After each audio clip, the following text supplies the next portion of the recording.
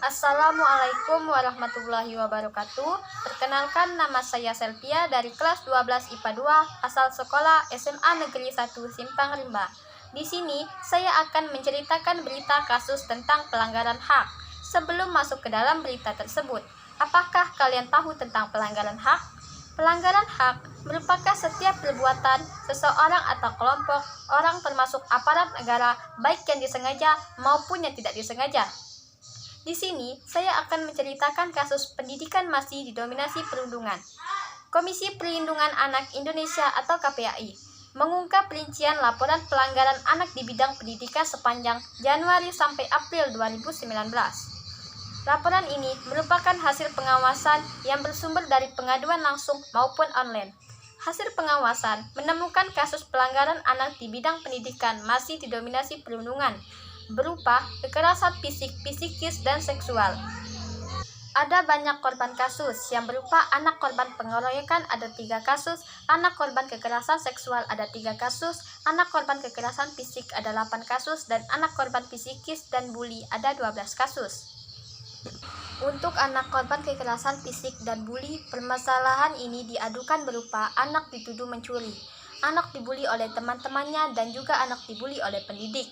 Yang tak kalah mengejutkan, anak dan temannya saling ejek di dunia maya lalu berlanjut ke dunia nyata yang ditandai dengan persekusi. Berita tersebut termasuk pelanggaran HAK karena pelanggaran hak anak di bidang pendidikan masih didominasi perundungan, merupakan perbuatan yang dilakukan seseorang atau kelompok dengan melakukan tindakan seperti kekerasan fisik, psikis, dan seksual.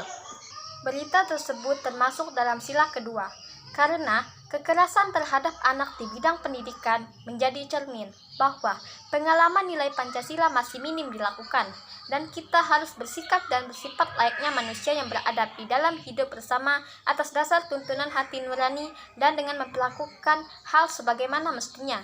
Faktor penyebab terjadinya pelanggaran. 1. Faktor internal. Rendahnya kesadaran diri. Hal ini menyebabkan pelaku tidak mau tahu bahwa orang lain pun mempunyai hak asasi yang harus dihormati. Sikap tidak toleran.